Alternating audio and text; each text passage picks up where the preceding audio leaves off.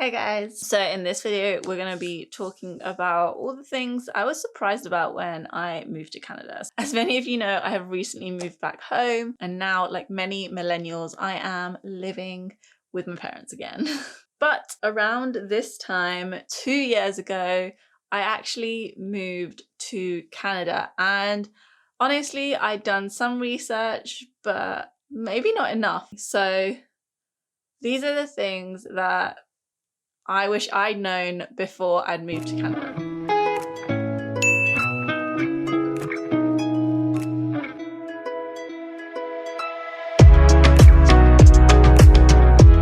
The first thing that really surprised me was something that I literally never thought I'd have to do ever again. And that was the fact that they still use checks to pay people. Those of us in the UK and maybe and Australia, because I live there too, will be like, sorry, what?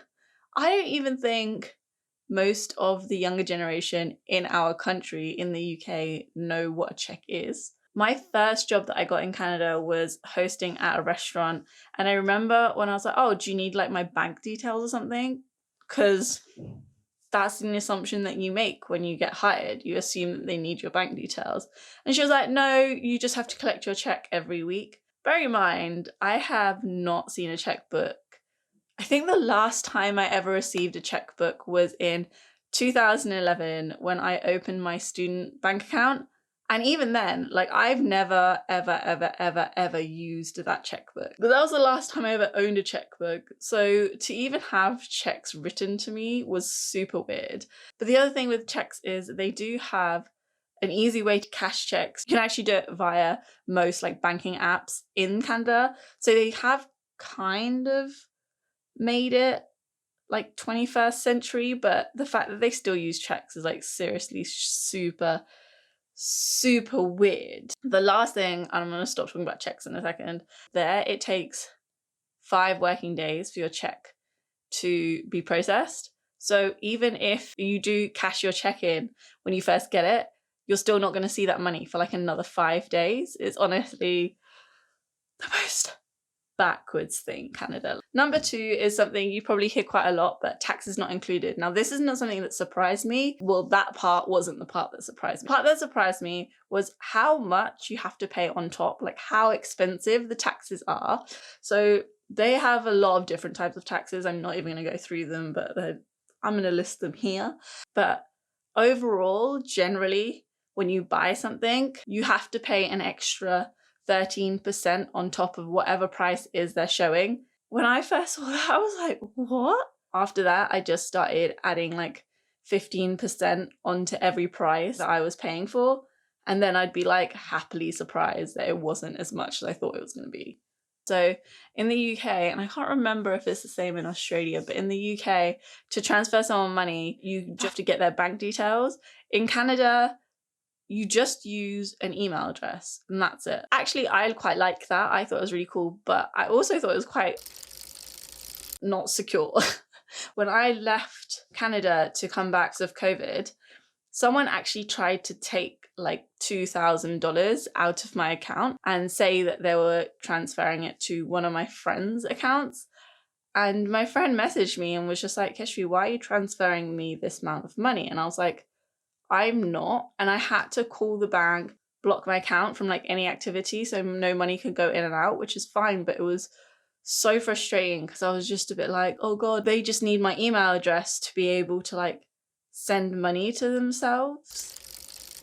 Yeah, annoying. Not safe. Really not safe. I much prefer just like getting someone's bank details and putting in the bank details in my app and using it that way. I think that's much more safe. So the next thing that really surprised me actually was the fact that there was a language barrier almost with us. I know that Canadians and Australians and British people all speak English very differently, but I always assumed that every one of us kind of would understand or like gather what the other person is saying by like the tone and the situation that they're saying these things in, right?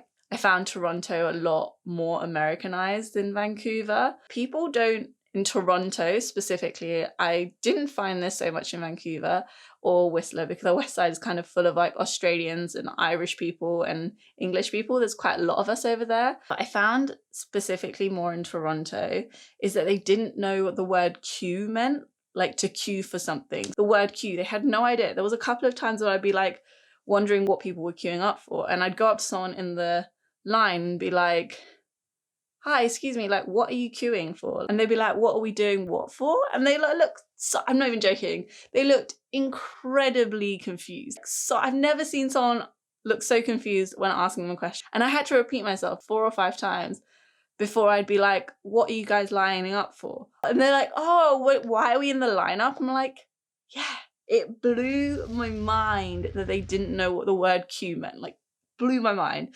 And the other thing was greetings.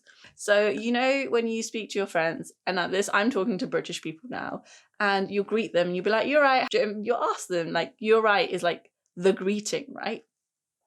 You ask a Canadian person, you're right, and they get instantly defensive about it. They're like, yeah, I'm okay. Why? I'm like, I'm not. What do you mean, why? I'm just asking you how you are. Anyway, so just be careful of that. Like, when saying hello to someone in Canada, like, say hello. Don't say any sort of slang, British slang especially. There are kind of 2 points to this one point that I'm going to make. So, drinking in Canada. Obviously, the UK have a very big drinking culture, which isn't the same in Canada. Like, they do drink, but they definitely don't drink as much. But there's 2 things about Canada which surprised me. The first one, not so much, because I'd seen it in Australia, and that was that you have to go to a specific store to buy alcohol. In the UK, you can buy alcohol anywhere, pretty much. Any supermarket, any kind of shop that sells food will normally sell alcohol. Then the fact that you had to seek out a liquor store was just like super weird to me. And the second thing about drinking is that you can't drink in public. It's not illegal in the UK, and you can go to the park with your friends, as like most people did when they were like 16, and you can get out a bottle and drink, right? The only reason in the UK that would be illegal would be if you're underage. But if you are of age, if you're over 18, and you get out a can of beer on the beach or in the park or just anywhere public, nothing's going to happen to you. You can happily sit there and drink it if you want. No one's going to say nothing to you. But in Canada, whether you're of age or not, whether you're sitting on the beach or you're literally walking down the street, if you're caught with a bottle of alcohol in your hand and it's open and you're drinking it, they will fine you on the spot. I went to the beach with my friends the first time, and a couple of them are Canadian, so they've obviously lived with that rule all their life. And they were like, oh yeah, like, if we have this, we just have to make sure we like keep it in the bag or keep it covered or whatever. And I was like, what do you mean? They were like, yeah, you're not actually allowed to drink anywhere in public. What? Because if the police came and they caught us, we'd be fucked. Sorry. Well, we'd be fucked because it's illegal there. That was a really big culture shock for me. The fact that you couldn't just sit on the beach and have a couple of beers was like so strange. So those are all the things that I wish I knew before I'd come to Canada. Did any of them surprise you? Did you know any of them? Did you have you been to Canada and been surprised by anything else? Like, let me know in the comments. I really want to hear from you guys. And go follow me on Instagram. I'm at @lovefromkesvi. And DM me any questions or anything you have about Canada, IEC visa. If you want to see more videos like this as well, DM me there. I'd love to become your friend. You guys are my community and I love you all so much. Thank you so much for watching this video. Hit that subscribe button if you haven't already. I don't know what you're waiting for. And give this video a big thumbs up. I will see you guys in the next video, or if you want to talk to me now, I'll see you on Instagram. Have a great day. Travel safe and stay happy. Love from Kesvi.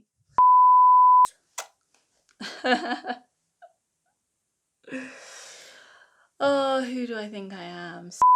Yeah, like, you wouldn't have ever used it and you shouldn't need to because internet banking exists. Like, it still exists. Canadians. mate, I've asked, like, you know, when English, I'm speaking, like, are you okay?